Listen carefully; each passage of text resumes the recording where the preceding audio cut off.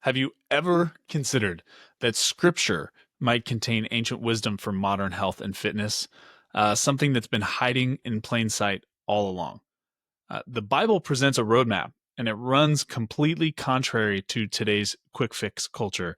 And these principles, they're so radical, they're so against the grain of conventional thinking that many dismiss them outright. Yet those who embrace them experience remarkable transformation. Today, we're going to cover two profound biblical truths that could revolutionize not just your fitness journey, but your entire approach to life as a whole. While nearly everyone desires vibrant health and strength, the reality is that few of us are willing to embrace the counterintuitive path that actually leads there. So, before we get too far into it, it is worth calling out that there's a ton of biblical principles that go beyond the two that we're going to break down that can serve you in your health journey and that you need in order to be successful. To just name a few, maybe the first one is discipline, right? Discipline. We need discipline. We know that discipline is doing things that you don't want to do because they're the right things to do. We do them not when we feel like doing them, but because we're supposed to do them. This is a direct result of training and not, emotion driven. It's a result of training and correction.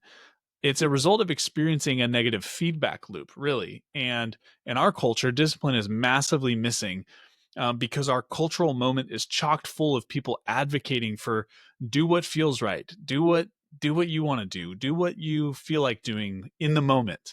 And even if you wouldn't say that that is your worldview, that's how most of us act. And that's why food and lack of exercise and porn use and excessive alcohol are so prevalent in believers today.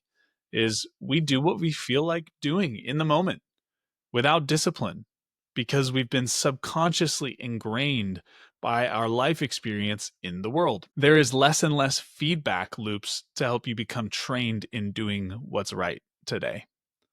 Self control is another one. Outside of the two that we're going to cover today, similar to discipline, but different, is self control in the sense that it's kind of like the end state of discipline. Self control is the outcome of healthy discipline. Peter says in 2 Peter 1 to add self control to knowledge. Self control is a qualification for male elders in Titus 1 as well. While modern usage of the word discipline focuses on discipline as an action, we often say things like just be more disciplined. The biblical concept emphasizes discipline in more of the state of being formed through a process that includes both divine work and human response. Other biblical principles. We also need to be faithful with little because the small things add up. Small compromises compound and cause bigger and bigger compromises. I was just talking about this with a group of men that I study the Bible with on Tuesday mornings. This morning, we were talking about how David compromised and did the things he did with Bathsheba and with Uriah the Hittite, and all that transpired there. It started with this small little compromise of like gazing upon this naked woman, and then it just goes down this trail, and eventually you're deceived and you don't even realize you're deceived. Nathan came to him and gave him this word from the Lord, and he's like, you should kill the guy that stole the lamb. And Nathan is like, David, you're that guy. And he's like, whoa. Small compromises lead and they compound. But in comparison, small obedience and small stewardship is building those muscles and ingraining faithfulness instead. You also need to be a good steward.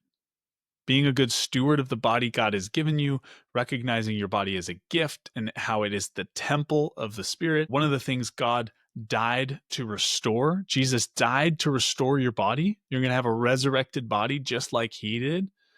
You will be part of the resurrection one day.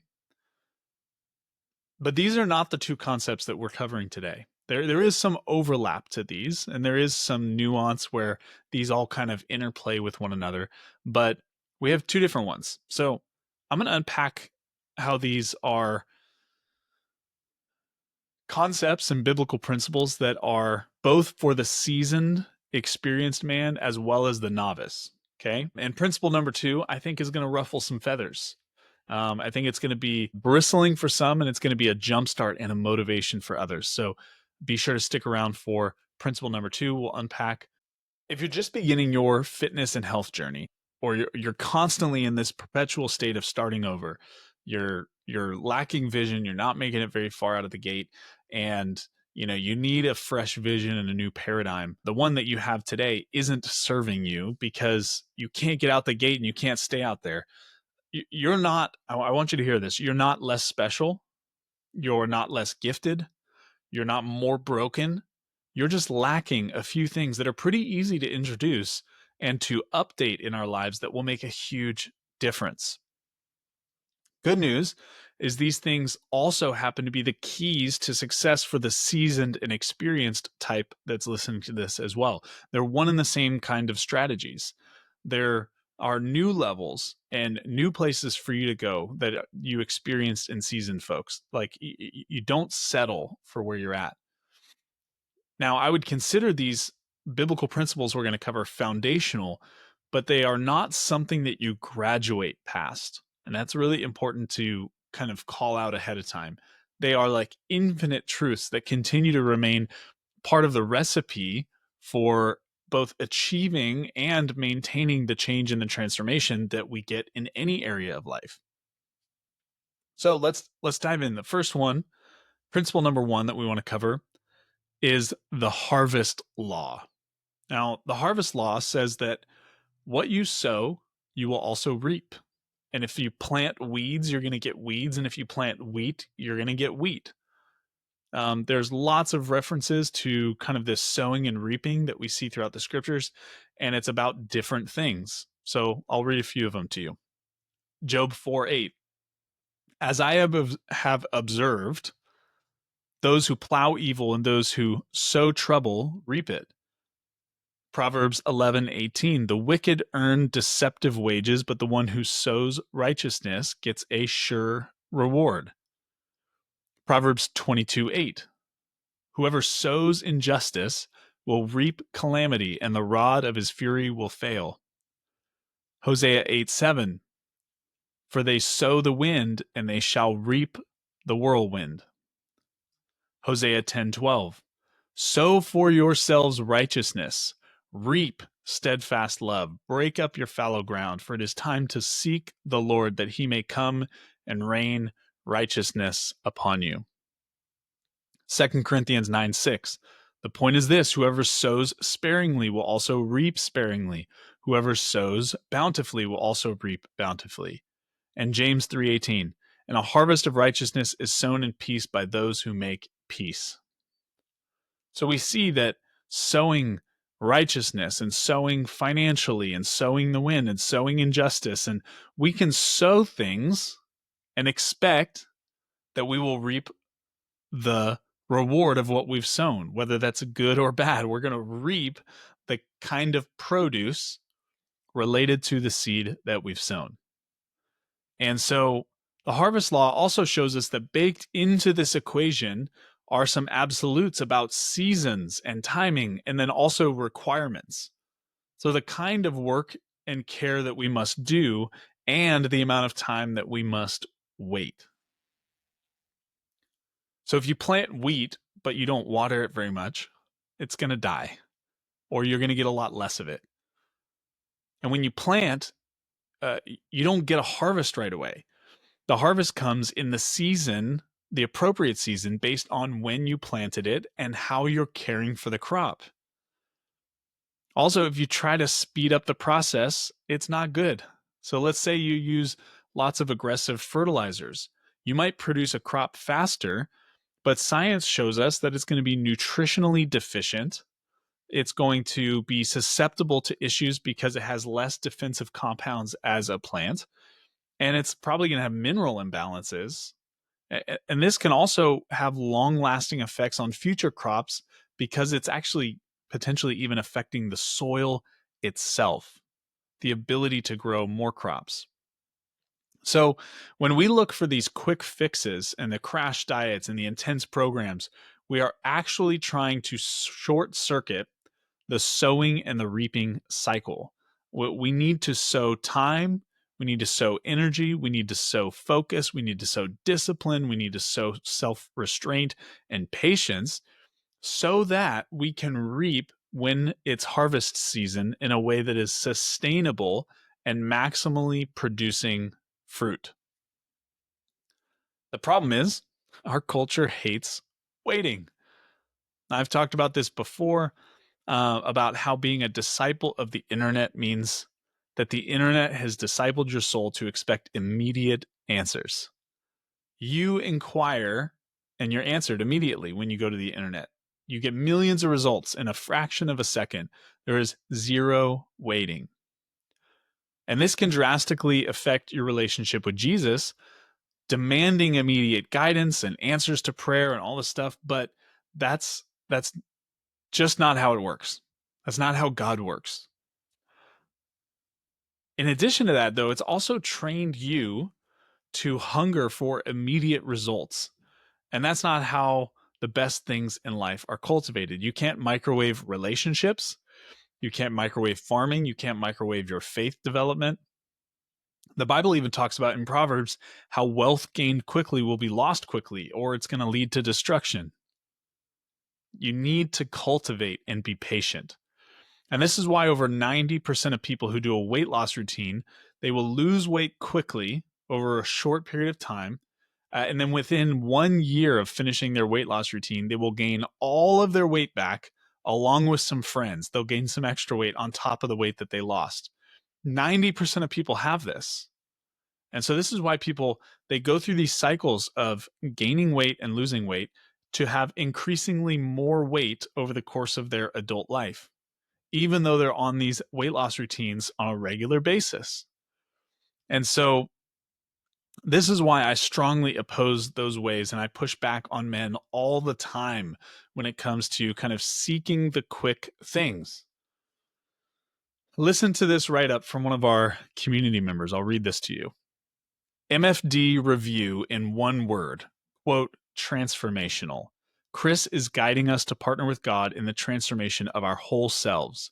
I've always wanted to be fit, but I didn't realize that I didn't want a life that sustained fitness. I wanted the shortcut or the easy way to just be fit.